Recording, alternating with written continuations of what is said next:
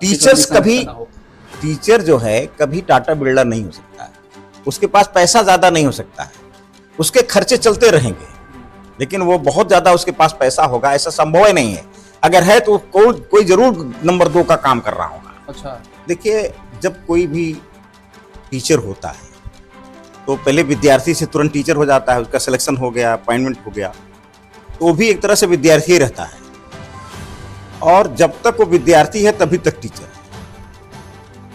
नमस्कार, नागरिक तक न्यूज़ चैनल में आपका स्वागत है। अभी हम ऐसे शख्सियत के पास हम बैठे हुए हैं जो अभी फिलहाल वर्तमान में प्रोफेसर हैं और इनका रिटायरमेंट हो चुका है।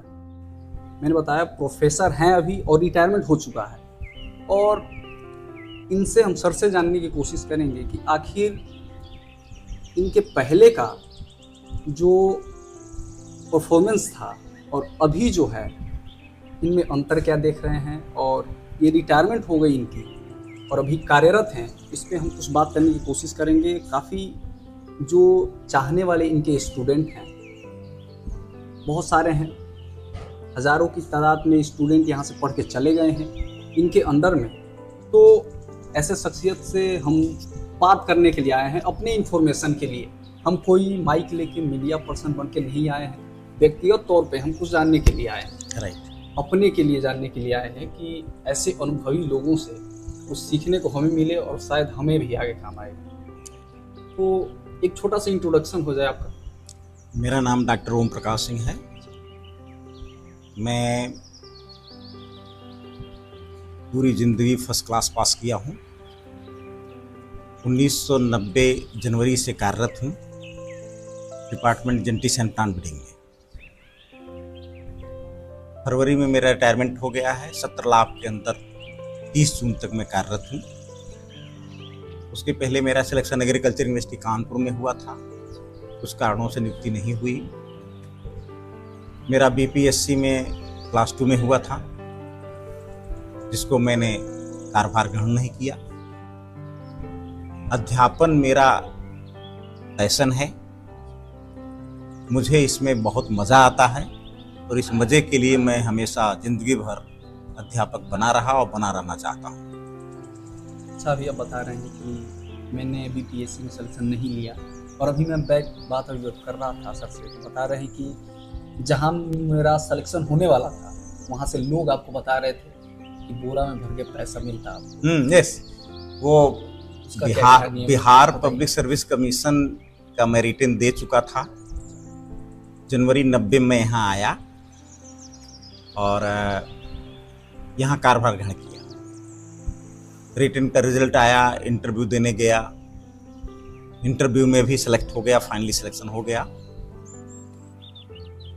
मैं 1 साल का एक्सटेंशन चाहता था, क्योंकि यहाँ पर मैं प्रोबेशन पर था। वहाँ के सचिवालय के एक बाबू ने बताया कि यहाँ इस विभाग में, कृषि विभाग में बहुत पैसा है, आप जितना चाहें पैसा मिल जाएगा, आप क्यों इसको ज्वाइन नहीं करना चाहते हैं? जो सैलरी है उसके बाद। हाँ, वो तो भाई कैसे कह रहे थे हमें नहीं पता, लेकिन उनका जो वर्जन था, मैं उसको ऑथेंटिकेट नहीं करता कि ऐसा संभव रहा होगा कि है, मैं नहीं कह सकता, लेकिन मैं उसको ज्वाइन नहीं किया। और चूंकि पढ़ाना मेरा ऑब्जेक्टिव था, मुझे उसमें बहुत मज़ा आता है, इसलिए मैंने टीचिंग को। अच्छा, अभी जितने भी आपके स्टूडेंट हैं, अभी आप पढ़ा रहे हैं, कार्यरत हैं, जैसे कि आपने बताया कि अभी रिटायरमेंट हो गई है आपकी और अभी आप कार्यरत हैं। अच्छा, इसमें जब तक मान लीजिए पीछे आपकी जो रिटायरमेंट हो गई उसके बाद कुछ सिलेबस बाकी रह गया है आपका, आप बता रहे हैं, जैसे मैंने बताया आपको, बात किया हमने आपसे, तो आपने बताया कि कुछ सिलेबस बाकी रह गया है, उसके बाद उसे पूरा करने के लिए आप अभी कार्यरत हैं। ऐसा है कि अध्यापन में भारत सरकार द्वारा और उत्तर प्रदेश सरकार द्वारा जिस तिथि को कोई भी शिक्षक रिटायर हो जाता है, उस तिथि से लेकर के उस सत्र के अंत तक विद्यार्थियों के भले के लिए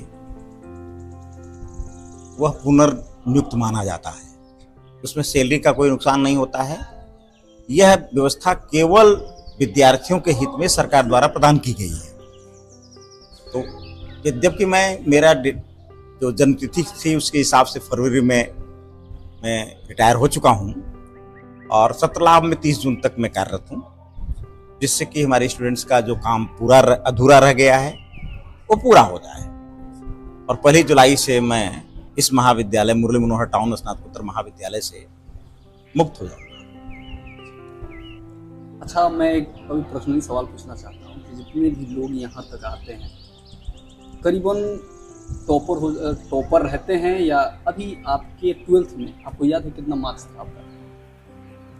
12th में मुझे 65% नंबर आए थे। 65%। हाई स्कूल में 62.6%, BSc AG में 73.22% और MSc AG में 80.1% नंबर था। तो थ्रू आउट फर्स्ट क्लास मेरा रहा। अच्छा, तो जैसे कि मेरा मानना है कि जो 95% क्रॉस करते हैं, मान लीजिए आजकल के नौजवान हैं जो टॉपर बनने की ललक लगी रहती है लोगों की कि इससे अधिक आ जाए मेरा नंबर, परसेंटेज इससे अधिक आ जाए तो आई एम अ टॉपर। तो इस पे आपका क्या कहना है कि जो टॉपर होता है वही यहाँ तक पहुँचता है, या ऐसा नॉलेज होना जरूरी है? देखिए, टॉप करने के कई तरीके हैं। एक तो उसकी मेहनत, उसकी ललक कि मैं टॉप करूं। कभी भी टॉप करने की मेरी ललक नहीं रही, लेकिन हाँ, ज्ञान प्राप्ति की इच्छा हमेशा बनी रही, आज तक बनी रही है। उसके लिए जब भी समय मिलता है, जिस किसी से भी मुझे ज्ञान मिलता है, मैं लेने की कोशिश करता हूं, लेता भी हूं। तो ज्ञान प्राप्त करना और टॉप करना, ये दोनों दो पहलू हैं।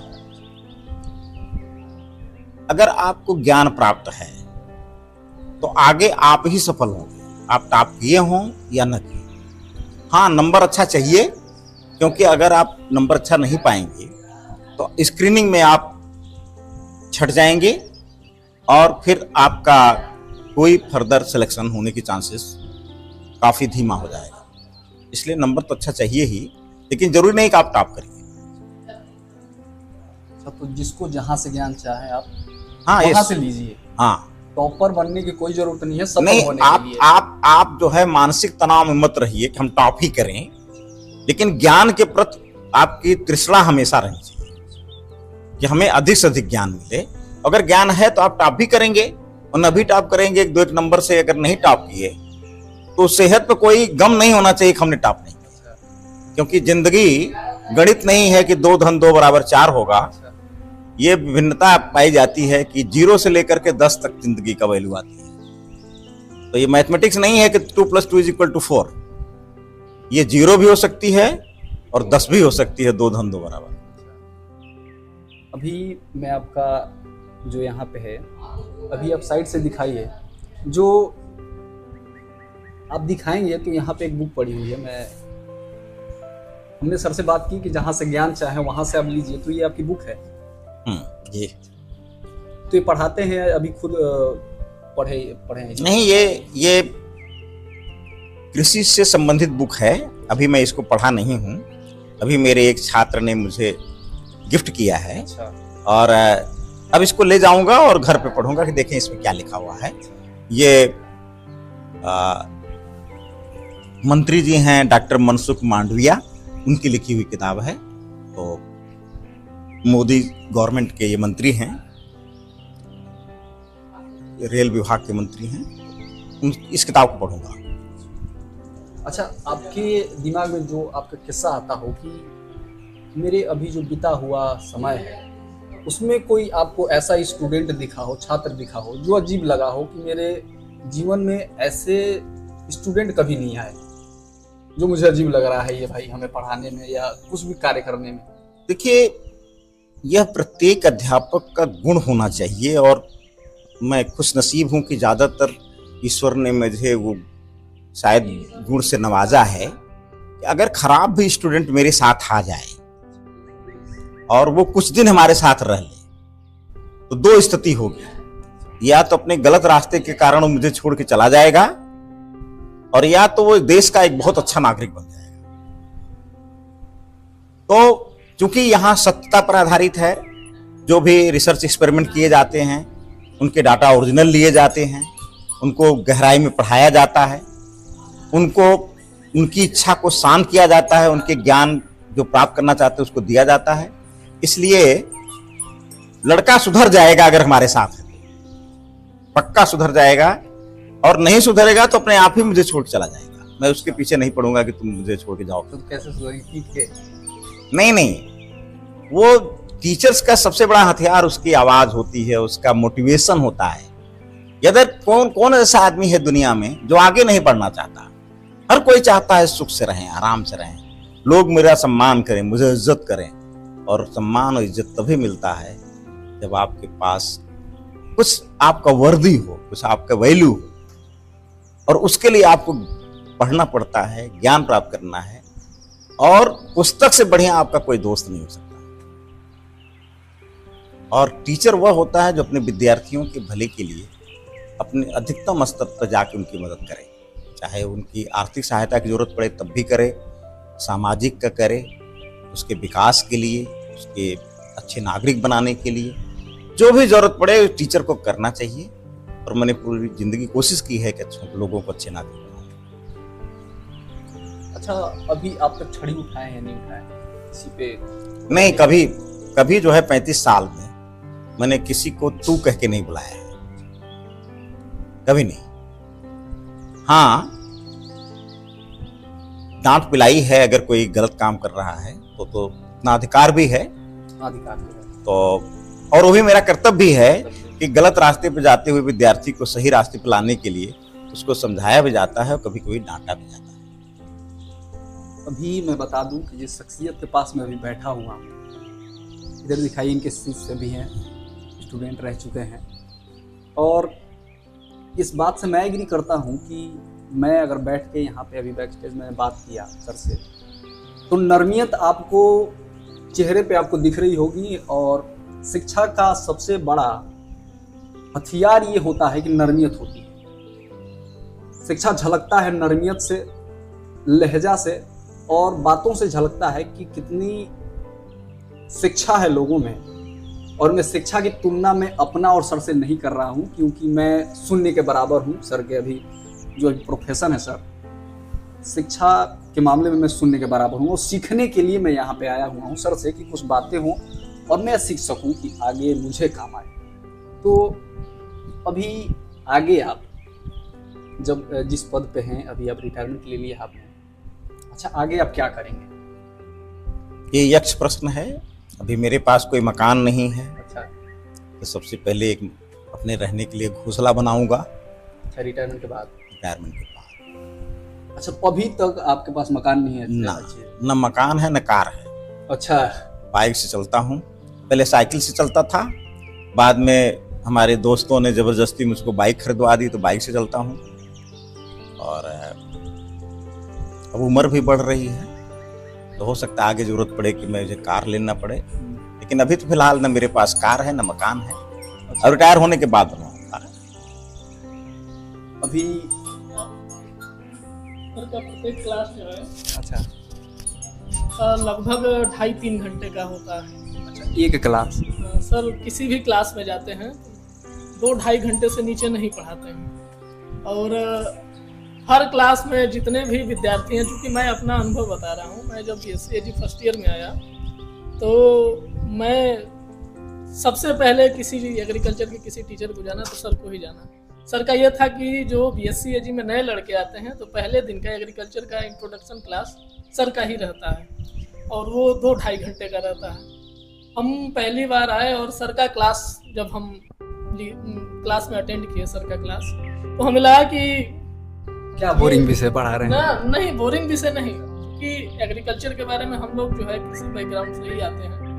क्योंकि हम लोग जो है धान गेहूं और जुताई और ये सभी जानते हैं, जो टेक्निकल चीज़ है वो नहीं जानते हैं। और उन सभी चीज़ों को एक वैज्ञानिक दृष्टिकोण से कैसे देखा जाता है, एक वैज्ञानिक विधि से कैसे डेवलप किया गया है, पहले इंट्रोडक्शन में सर से हम लोग इतना जो है प्रभावित हो गए और सर का पहला वो फर्स्ट ईयर का वो क्लास के बाद सर से हमारी मुलाकात हुई फोर्थ ईयर में। 3 साल सर का इंतजार करते रह गए कि सर जो है कब सर से हम लोगों की मुलाकात होगी, कब सर क्लास लेंगे, कब क्लास लेंगे।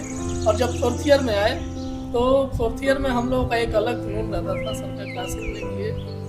चूँकि क्या था कि हम लोगों को सर केवल एक विषय नहीं पढ़ाते थे, सर हम लोगों को जीवन जीने का एक मूल जो होता है, मूल मंत्र जो देना होता है वो देते हैं। क्योंकि पढ़ाते पढ़ाते अगर कहीं कोई अगर मान लीजिए कि ज्योग्राफी की बात आ गई तो पूरा ग्लोब ले करके पूरे वर्ल्ड ज्योग्राफी का पूरा मैप ले आकर के हम लोगों के सामने दिखाते हैं कि देखो अगर ये क्राफ्ट है, अगर इसकी ओरिजिन किसी एक पर्टिकुलर देश में हुई है तो ये हमारे देश में कैसे आया है।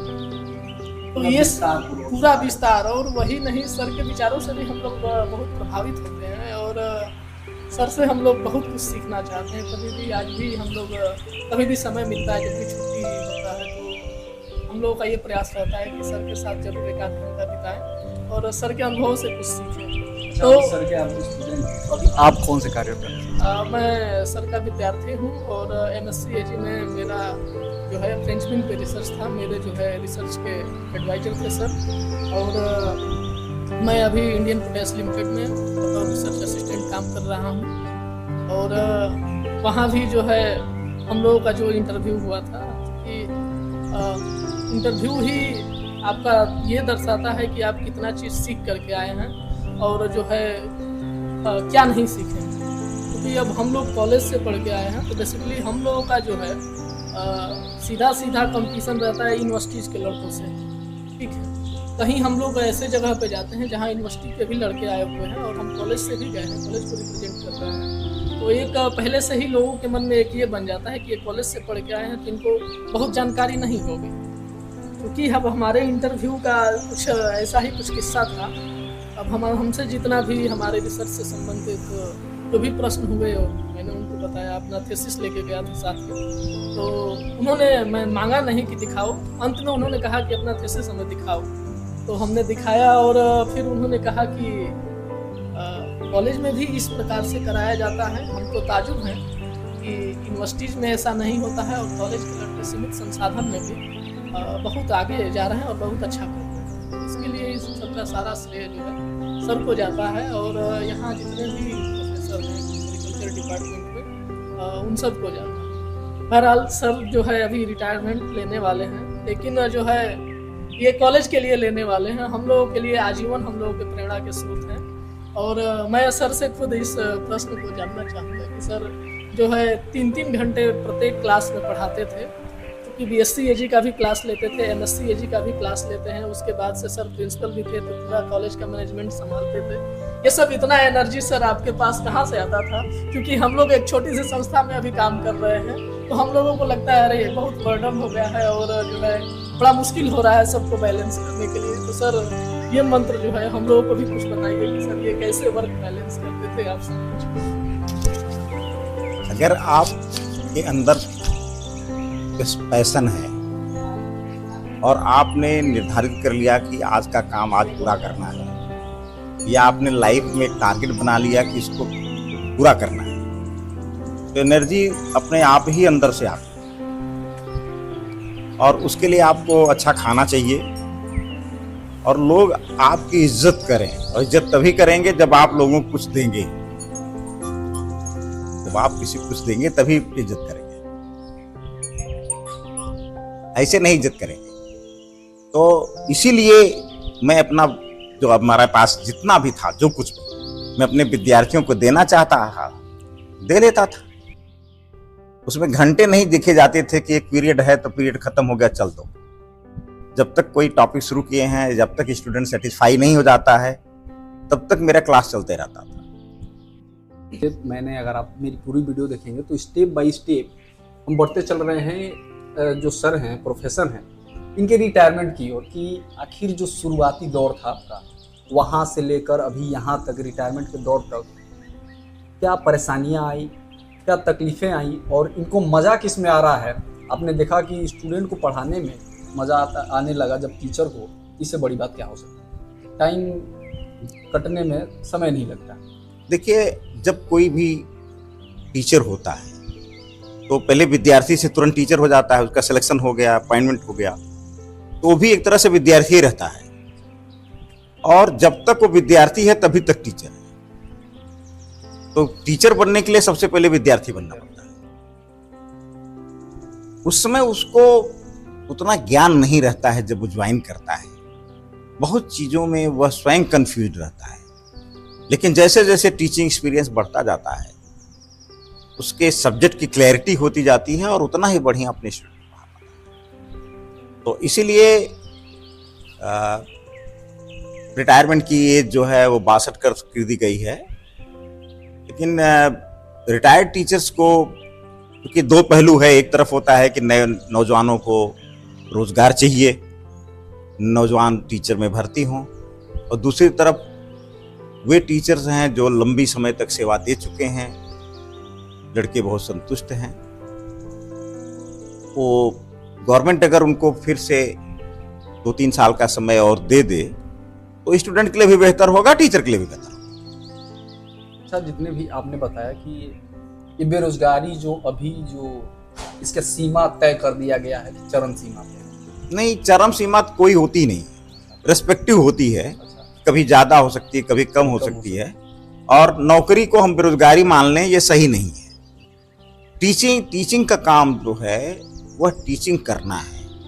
किसी भी विद्यार्थी के जीवन में जो उसने पूरी जिंदगी में शिक्षा पाई है, उसकी उपयोगिता केवल 15% होती है, बाकी 85% उसको जिंदगी में सीखना पड़ता है स्वयं, जिसके लिए न तो कभी किसी टीचर ने पढ़ाए होते हैं और ना उसको कभी ज्ञान होता है।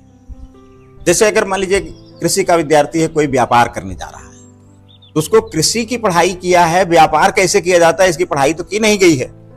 लेकिन जो अच्छा विद्यार्थी रहा है वो व्यापार भी अच्छा करेगा। अगर मान लीजिए लॉ कर लिया और वो एडवोकेट बन गया, जज बन गया, तो वहां वो अच्छा एडवोकेट भी बनेगा, अच्छा जज भी बनेगा, अगर उसने अपनी जिंदगी में अच्छी पढ़ाई की है तो पढ़ाई की जो महत्ता है उसके अंदर वे गुण को इनकलकेट करना, जिससे कि वो अच्छा नागरिक बने और अपने जिंदगी में एक सफल व्यक्ति बने, यदि उसकी ईश्वर मदद करे तो। क्योंकि तकदीर भी एक फसाना है जो हर किसी की जिंदगी में कभी न कभी अच्छा और कभी न कभी खराब आता है। अच्छा, अभी जब आप जहाँ तक पहुँचे हुए हैं, अगर तमाम स्टूडेंट हैं जो अभी सोशल मीडिया पे हम जो ये वीडियो डालेंगे तो तमाम लोगों का कमेंट आ जाए, उससे पहले मैं पूछ लेता हूँ आपसे कि अभी जो आप यहाँ तक पहुँचे हुए हैं, इसकी प्रोसेस क्या होती है? यहाँ तक पहुँचने की प्रोसेस बहुत कड़ी है। एक तो आपको अंडर ग्रेजुएट में, मतलब ग्रेजुएशन में 50% से कम नंबर नहीं आना चाहिए। केवल यह छूट शेड्यूल कास्ट, शेड्यूल ट्राइब्स और ओबीसी को उपलब्ध है कि वो 45% पर भी काम चल जाएगा। स्नातकोत्तर में 55% से कम नहीं होना चाहिए। तो साइंस सब्जेक्ट में तो इतना तो सामान्य बात है, लेकिन आर्ट के विषयों में 50% और 55% पाना वो थोड़ा मुश्किल का काम होता है। यहीं से काम नहीं चलेगा। उसके बाद आपको नेट क्वालिफाई करना है, उसकी अलग से टेस्ट हर विषय की होती है। उसके बाद आपको पीएचडी में रजिस्टर करना है, पीएचडी भी करना है। नेट रहने पर अगर पीएचडी हैं, नेट हैं, तभी विश्वविद्यालय से कॉल आएंगे आपको रिटन इंटरव्यू के लिए। अब जब आप एक तो नेट क्वालिफाई किए, फिर उसके बाद सर्विस के लिए आपको फिर से कंपटीशन देना पड़ेगा, रिटन क्वालिफाई करना पड़ेगा, इंटरव्यू देना पड़ेगा। तो आप सोचिए कि एक तो पूरी लाइफ आपको लगभग फर्स्ट क्लास, उसके बाद नेट क्वालिफाई करिए, पीएचडी करिए, फिर सर्विस के लिए रिटन क्वालिफाई करिए, फिर इंटरव्यू दीजिए, इंटरव्यू क्वालिफाई करिए। और इंटरव्यू के लिए जाने के लिए आपका केवल रिटन का नंबर ही नहीं जोड़ा जाता है, आपके इंटरमीडिएट, हाई स्कूल, कहीं कहीं बीएससी, एमएससी या ग्रेजुएशन, अंडर पोस्ट ग्रेजुएशन का नंबर भी जोड़ा जाता है। यानी पूरी मेरिट आपकी काउंट होती है। शुरू से अंत तक वो उसका शेयर कम है, लेकिन वो काउंट होती है। मुख्य जो है वो है नेट क्वालिफाई करना, पीएचडी करना, रिटन क्वालिफाई करना सर्विस के लिए, फिर इंटरव्यू में सिलेक्शन पाना, और पावर पॉइंट प्रेजेंटेशन है आज की तारीख में, तब जाकर के आपको जॉब लगेगा, फिर आपकी लाइफ। यानी इतना लॉन्ग प्रोसेस है। हाँ, लॉन्ग प्रोसेस है। यहाँ तक मेरा मानना है कि अगर विद्यार्थी थोड़ा सिंसियर हो जाए तो वो 2-3 साल की तैयारी में हो सकता है कि पीसीएस क्वालिफाई कर जाए, लेकिन इतना क्वालिफाई करने में उसको जो है 7-8 साल लग जाएंगे, 6 साल, अमूमन 6 साल 7 साल लग जाएंगे टाइम पीसीएस क्वालिफाई कर ले लड़का, उसके 3 साल अगर कर ले तो पीसीएस। हाँ, अगर वो लेबर 3 साल कर ले तो उसका 2-3 साल में उसका पीसीएस निकल जाना चाहिए, लेकिन इसको पाने के लिए 6-7 साल उसका कम से कम समय मिनिमम, क्योंकि आप रिटन टेस्ट क्वालिफाई करें, नेट क्वालिफाई करें, फिर पीएचडी करें, फिर उसके बाद नौकरी के लिए आप जो है रिटन क्वालिफाई करें, फिर इंटरव्यू हो, इंटरव्यू में सिलेक्शन हो, सिलेक्शन के बाद अपॉइंटमेंट हो, इट टेक्स लॉन्ग पीरियड। अच्छा, अभी आपका रिटायरमेंट होने वाला है, अभी आप अपने स्टूडेंट को क्या सुझाव देना चाहते हैं? जब इतने दिन तक पढ़ाया और सुझाव देता रहा, उससे इतर तो कोई सुझाव हो नहीं सकता है। सुझाव जो उनके जीवन में, जैसे कि तो सामाजिक तौर पे कार्य आए, अभी तो आपने शिक्षा के क्षेत्र में जो बताया, भारतीय संविधान के कर्तव्यों में है 51A, उसमें अंतिम है कि व्यक्ति को अपनी क्षमता में सबसे बेहतर करने का कर्तव्य है। तो प्रत्येक छात्र मेरे जो हैं अपनी जिंदगी में जितना अधिकतम कर सकते हैं अपनी उन्नति, उसके लिए हमेशा प्रेरित हों और प्राप्त करें। ये मेरी शुभकामनाएं हैं, ईश्वर से प्रार्थना है। अभी इनके शिष्य बैठे हुए हैं, हमने इनसे भी बात किया, सर से भी हमने बात किया बैक स्टेज, और काफ़ी ज़्यादा मैं बता दूं कि आकर्षित हुए हैं लड़के।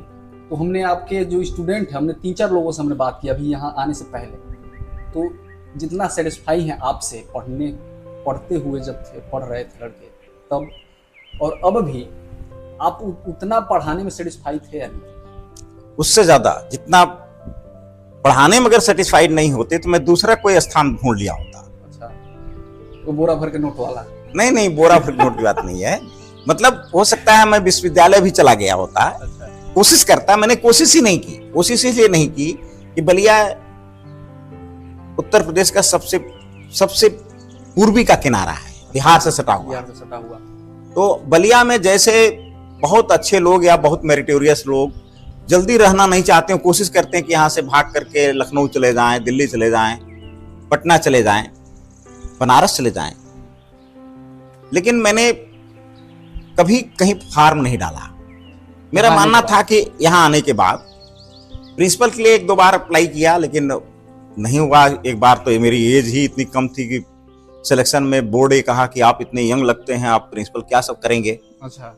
तो मेरा यंग होना मेरी डिमेरिट हो गई। अच्छा। यद्यपि इंटरव्यू बहुत अच्छा हुआ था, प्रोफेसर बिस्ट का वो पैनल था सिलेक्शन बोर्ड, तो लेकिन बाकी चीज के लिए हम जो है कहीं कोशिश नहीं किए और कहीं जाएं। और मुझे लगता है कि बलिया से मेरी टीम, कृषि विभाग के जो टीचर्स हैं उनकी टीम से जितना अच्छी उन्नति मिली है वो अगल बगल के कॉलेजों को शायद न मिले। तो बहुत अच्छे जगह पर हमारे विद्यार्थी गए हुए हैं। जैसे पिछली साल यूपी कैडेट में हमारे 24 छात्र क्वालिफाई किए थे, और 2 तो कैट क्वालिफाई किए थे, वो MBA कर रहे हैं, मेन MBA, एग्रीकल्चर MBA 4-5 कर रहे हैं, 11-12 एडमिशन ले लिए एग्रीकल्चर यूनिवर्सिटीज में। ये स्थिति हो गई कि हम लोगों के MSc में अच्छे स्टूडेंट नहीं मिल पा रहे हैं। सब हमारे अच्छे विद्यार्थी सब जो है एग्रीकल्चर यूनिवर्सिटीज क्वालिफाई कर चले जा रहे हैं। तो इट इज़ गुड अचीवमेंट, और सेटिस्फाई मैं हूँ अपने कर्तव्यों से, अपने छात्रों के अचीवमेंट से, उनके भविष्य से। अच्छा। फिर फिर भी असंतुष्ट रहना अच्छी बात है, क्योंकि जब आप असंतुष्ट रहते हैं तभी और बेहतर करने की कोशिश करते हैं। तो मैं संतुष्ट भले हूँ, लेकिन मेरे विद्यार्थियों को संतुष्ट नहीं होना चाहिए। उनको अपनी जिंदगी का सबसे अच्छा करने के लिए असंतुष्ट रहना है। संतोष कहीं ना कहीं रोकती है आपको अच्छा करने से। हाँ, यस, रोकती ही है बिल्कुल। जब जिसने एक्सक्यूज दिया कि बहुत हो गया, संतोष आ गई मन संतोष में। आया, फिर वो कोशिश नहीं करता है। और जब आदमी सोचता है कि नहीं, मानव स्वभाव है परिवर्तन,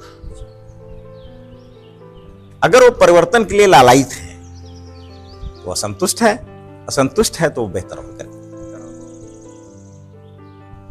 अभी हम सर से बात किया, हमने आपने देखा कि स्वभाव, आपने देखा कि टीचर का स्वभाव जो होता है बहुत बेहतर से आपने देखा कि टीचर का स्वभाव कैसा होता है। और मुझे तो लगता है कि हर टीचर ऐसा बन जाए तो कहीं ना कहीं आईपीएस तो यहीं से निकलने लगे, आईएएस तो यहीं से निकलने लगे। गवर्नमेंट जो कार्य कर रहे हैं गवर्नमेंट में तो काफ़ी ज़्यादा हमने 3-4 ठोल लोगों से तो हमने अभी बात की जो गवर्नमेंट में है अभी आपके शिष्य जो, और आपने बताया कि अगर आपके जैसे टीचर और भी यहाँ रहे बेहतर तो कहीं ना कहीं तो पीसीएस आईपीएस यहीं से निकले। तो अच्छा, अभी मैं लास्ट क्वेश्चन में करूँगा आपसे कि बलिया जो क्षेत्र है, बलिया के लड़कों को आप पढ़ाते हैं, एक जमीन से जुड़ा हुआ सवाल मैं करना चाहता हूँ। अभी आप खेत में गए हैं कि नहीं कभी आप? मैं किसान का बेटा हूँ, हमारे घर पे अच्छी खेती होती है, महीने में एक आध बार अपने गांव जाता हूँ, वहाँ की खेती का देखभाल देख करके आ जाता हूँ। मैं वहाँ ज़्यादा समय इसलिए नहीं दे सकता कि वहाँ समय देने लगे मेरे छात्रों का नुकसान हो जाएगा, तो सैलरी यहाँ की लेता हूँ, मेन जिम्मेदारी यहाँ की है पहले। अगर कुछ समय बच जाए तो घर पर भी देता हूँ, और घर पर ईश्वर कृपा से थोड़ी बहुत खेती इस होती है। क्वेश्चन को मैं यहीं पे रोकता हूँ और मैं एक क्वेश्चन और करूँगा कि अभी तक आपके पास अच्छा घर नहीं है, प्रोफेसर बन गए हैं, कार से नहीं चलते हैं, साइकिल के बाद अभी अब बड़ी मुश्किल से बोल रहे हैं कि अभी 2 पहिए पे आया हुआ हूँ, स्कूटर से चल रहे हैं। अच्छा, क्यों चल रहे हैं स्कूटर से? आपका क्वेश्चन बहुत अच्छा है। देखिए, पूरी दुनिया में जितनी अच्छी यूनिवर्सिटीज हैं वहाँ के सारे विद्यार्थी और सारे प्रोफेसर्स तो साइकिल से ही चलते हैं या पैदल चलते हैं। कारण कि विद्यार्थी ज्यादातर ऐसे क्षेत्रों से आते हैं जो सामाजिक रूप से पिछड़े हुए होते हैं, गरीब परिवार से होते हैं।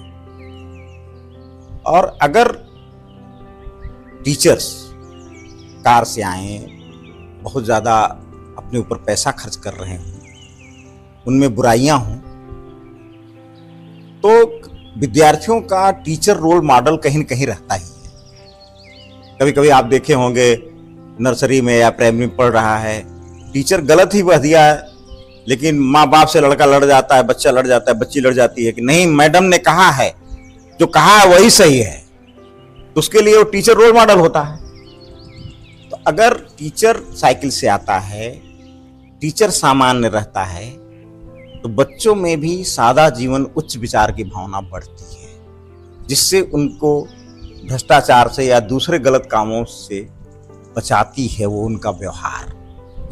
तो केवल कह के नहीं होता, बल्कि दिखाना भी चाहिए कि हम भी सामान्य हैं, आप भी सामान्य से रहें, सादा जीवन उच्च विचार का पालन करें, मानवता के प्रति जिम्मेदार हों, अपने कर्तव्यों के प्रति जो है निष्ठ हों।